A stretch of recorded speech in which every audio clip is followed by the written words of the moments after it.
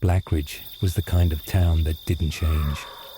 Its streets were lined with sagging porches and rusted mailboxes, its people quiet and slow, like the fog that rolled in each morning from the marsh. Halloween had always been modest. Paper pumpkins taped to windows, bowls of candy left on stoops, and the occasional scarecrow slumped in a rocking chair. But in the final week of October, something new arrived. No trucks, no workers, no announcements, just a carnival. It appeared overnight in the field behind the old church, where the grass never grew and the crows never landed. Tents of black velvet and bone-white canvas rose from the soil like mushrooms. A Ferris wheel loomed crookedly, its spokes shaped like skeletal fingers. Lanterns flickered with coal flame. The air smelled of burnt sugar and damp stone. No one saw it arrive, but everyone saw it waiting. By dusk, the town gathered. Children tugged their parents toward the gates, drawn by the flickering lights and the strange music that hummed without source. Teenagers dared each other to enter first. Elders stood back, uneasy, their eyes fixed on the workers. They were pale, tall, dressed in antique uniforms that didn't quite fit the century. Their faces were smooth, almost waxen, and their movements too fluid, too silent. They didn't speak. They didn't blink. They simply gestured, slow, deliberate motions that beckoned visitors deeper into the fair. The signs were hand-painted in faded ink. The carnival, one night only, where the forgotten come to play. No one questioned it. Curiosity always wins. The fair was unlike anything Blackridge had seen. The carousel spun slowly, its mounts stitched from leather and moss, their eyes glassy and wrong. The fun house was a maze of mirrors that didn't reflect the living. The cotton candy tasted of ash and honey. The games were strange, ring toss with finger bones, darts thrown at portraits that wept when struck. The Ferris wheel turned without sound. The tunnel of whispers was a ride through pitch black, where riders emerged pale and trembling, unable to describe what they'd heard. The workers stood at every station, watching, smiling, not blinking. As midnight approached, the fog thickened. It rolled in from the marsh, swallowing the edges of the fairgrounds, muffling sound and bending light. The tents seemed taller. The rides moved slower. The music grew distorted, like a lullaby played backward. People began to notice things. A child swore the carousel horse whispered her name. A teenager claimed the mirror showed him dead. An old man fell to his knees, sobbing, saying he'd seen his wife, buried 20 years, standing behind the popcorn stand. The workers remained silent. Their eyes gleamed. Their smiles widened. At 1:13 a.m., the Ferris wheel stopped. At 1:17 a.m., the carousel vanished. At 1:19 a.m., the first child disappeared. Her name was Elsie. She had been holding her mother's hand. One moment she was there. The next, she was gone. No scream, no sound, just gone. Then another, and another. Panic spread. The fog thickened. The workers moved faster now, gliding through the fairgrounds, ushering people toward the tents, the rides, the games. Their hands were cold. Their touch lingered. No one could find the exit. The gates were gone. At the edge of the fairgrounds stood a tent no one had entered. It was smaller than the rest, stitched from black velvet and bone thread. Inside were photographs, sepia-toned, faded, curled at the edges. Each one showed a carnival. Each one showed a town. Each one showed the same workers, always pale, always smiling, always watching. The dates stretched back centuries. The towns were gone. Blackridge was next. At 3 a.m., the lights dimmed. At 3:03 a.m., the tents folded inward. At 3:06 a.m., the workers walked into the fog. At 3:09 a.m., the fair was gone. The field was empty, the grass was dead, and 41 people were missing. The town searched for weeks. No signs, no tracks, no answers. But every year, on October 31st, the fog returns. The field grows cold, and the lanterns flicker. No flyers, no announcements, just the music. Soft wrong, calling.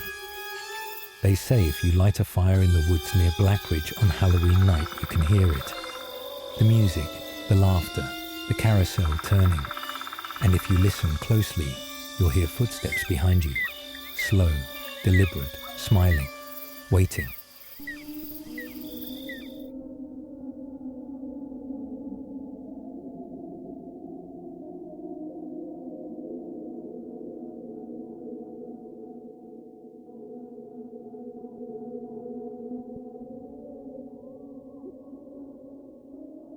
This is the legend of Marrowick. Marrowick was a town that didn't belong to the present. It sat low in a basin of fog and farmland, surrounded by hills that never dried and woods that never slept. The roads in were cracked and winding, and the signs were faded to the point of illegibility. People came and went, but the town itself remained, quiet, watchful, and old. Every October, something stirred.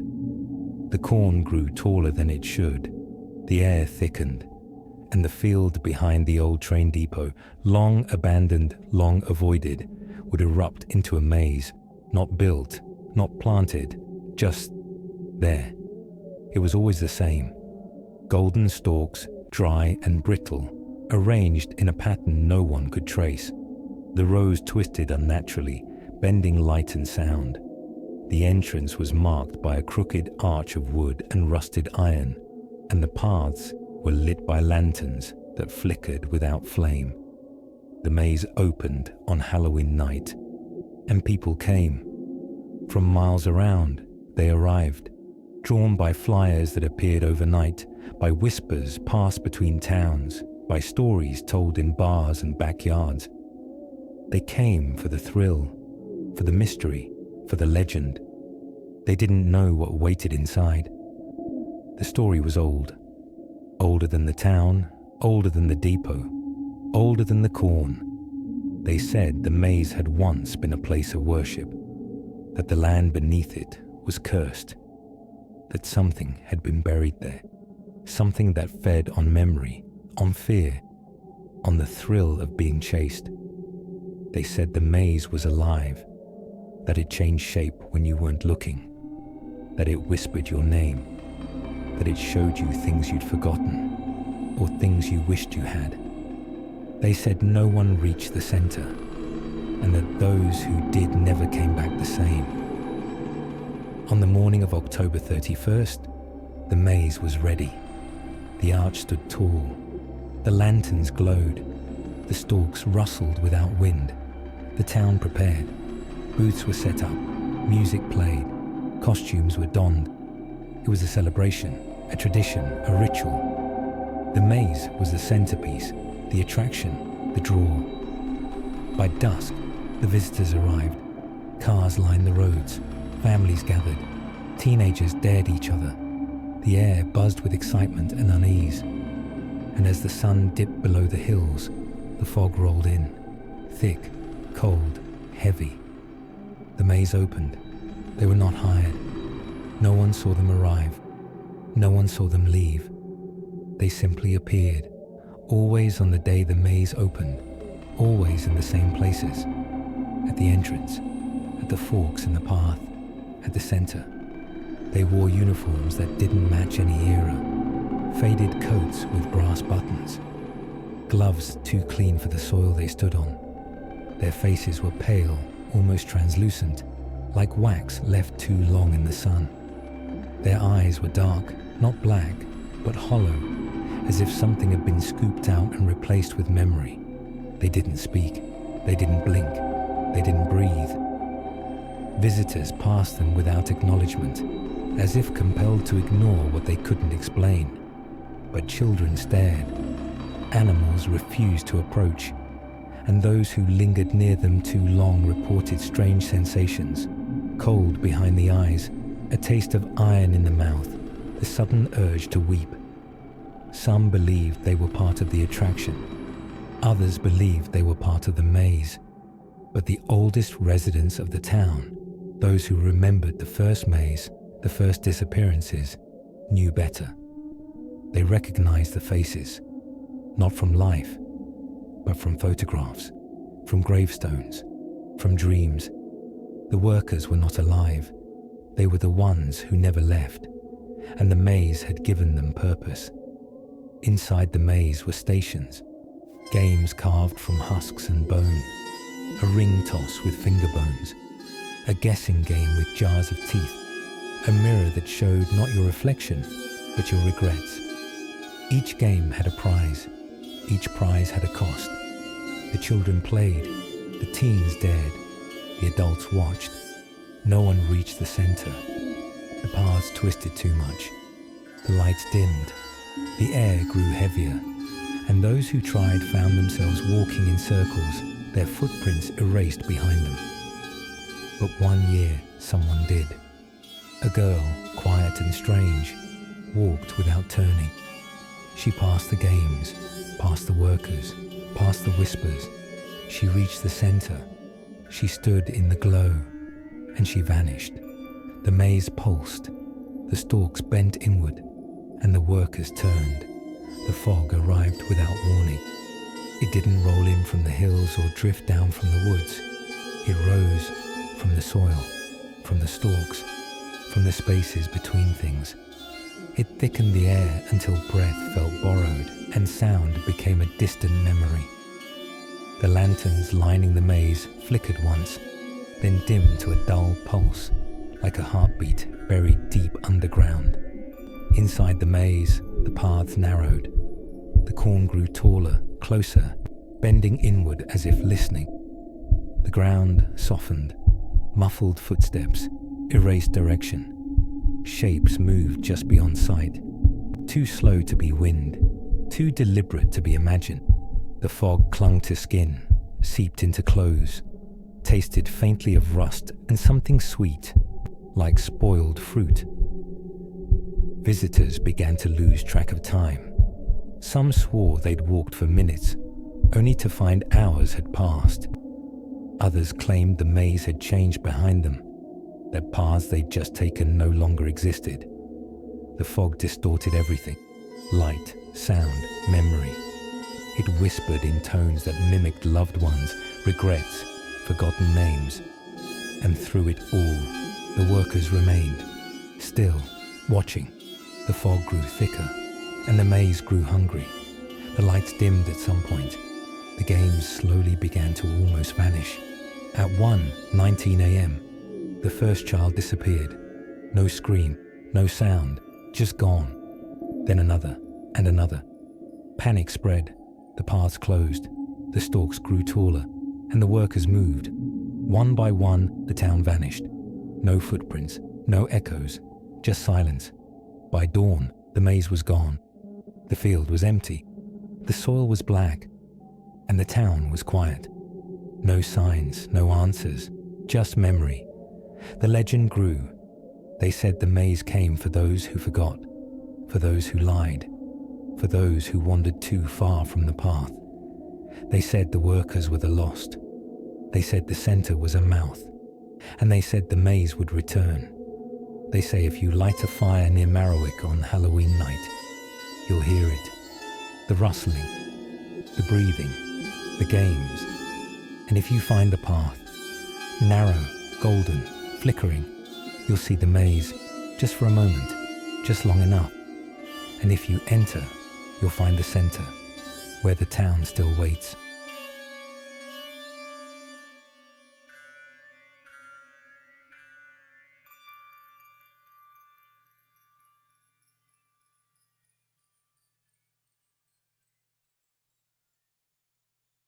Galloway was a town stitched together by silence and superstition. It lay cradled in a hollow where the fog never lifted, and the sky seemed permanently bruised. The trees pressed in from all sides, their limbs gnarled and reaching, as if trying to reclaim what had once been theirs. The roads were brittle, the houses slumped like forgotten gravestones, and the air carried the scent of damp earth and something faintly sweet, like sugar left too long in the dark. No one moved to Galloway. No one left. The town endured, not out of resilience, but out of obligation, bound to something older than memory, older than maps. Each October, the wind shifted, the shadows grew longer, and the people grew quieter, their eyes dimming with the weight of what they knew but never said. They didn't mark the calendar, they didn't speak the name, but they felt it. The circus was coming. It came without warning. No caravans, no signs, no roads leading in. Just the field behind the old cemetery, long overgrown, long avoided, suddenly filled with pale tents and crooked wagons. The canvas shimmered like stretched skin, stitched with thread that pulsed faintly in the moonlight. The flags above them fluttered without wind, their colors bruised and bleeding. The air changed. It thickened with the scent of burnt sugar and rusted iron. The fog rose from the graves, curling around the stakes and ropes like fingers. And then the sounds began. Not music, not laughter, but something that mimicked both. A calliope wheezed through the mist, its notes warped and broken, like a lullaby played backward. Bells chimed in uneven rhythms, echoing like distant screams. Chains rattled, hooves clacked. A carousel turned slowly, though no one rode it, its mirrors reflecting things that weren't there. The town didn't speak of the cemetery, but the circus knew. It had chosen the field for a reason, and the dead were listening. There were 13. Each one rose from the soil like a blister, stitched together with ropes that looked too much like veins. The canvas was pale and taut, striped in hues that shifted under moonlight, colors that didn't exist in daylight, bruised and bleeding at the edges. Symbols were etched into the fabric, not painted, but burned in, as if the tents themselves had been branded. The largest stood at the center, its peak crowned with a rusted weather vane that spun in place despite the still air. Around it, smaller tents pulsed faintly, their entrances yawning open like mouths waiting to feed. The sounds grew louder. A carousel creaked in slow rotation, its horses carved from bone and lacquered in something that glistened too red. A calliope wheezed out a tune that mimicked joy, but twisted into something mournful, like a nursery rhyme played on broken keys. Bells chimed in uneven rhythms, echoing like distant screams. Somewhere, a whip cracked, not in performance, but in punishment. The fog thickened. It rose from the graves behind the tents, curling around ankles and wrists, brushing against skin like breath. The air tasted of rust and sugar, sweet and metallic, like blood in a candy wrapper. And then the lights flickered. Not electric, not flame, but something older. Lanterns hung from crooked poles, their glow pulsing in time with the music. Shadows moved inside them, not cast, but contained. Faces flickered in the glass, eyes blinked, mouths open, silent screams. The circus had opened, and the dead were watching. At midnight, the circus awakened. The lanterns flared with a sickly glow, casting shadows that moved independently of their sources. The fog thickened, curling into the shape of seats, aisles, and a ring that pulsed like a heartbeat. The air grew colder, heavier, as if the soil beneath the tents had begun to breathe. The audience was already seated. Some had walked in silence from their homes, drawn by instinct, by tradition, by something older than choice. Others had risen from the cemetery behind the field, their forms faded at the edges, their eyes hollow and unblinking.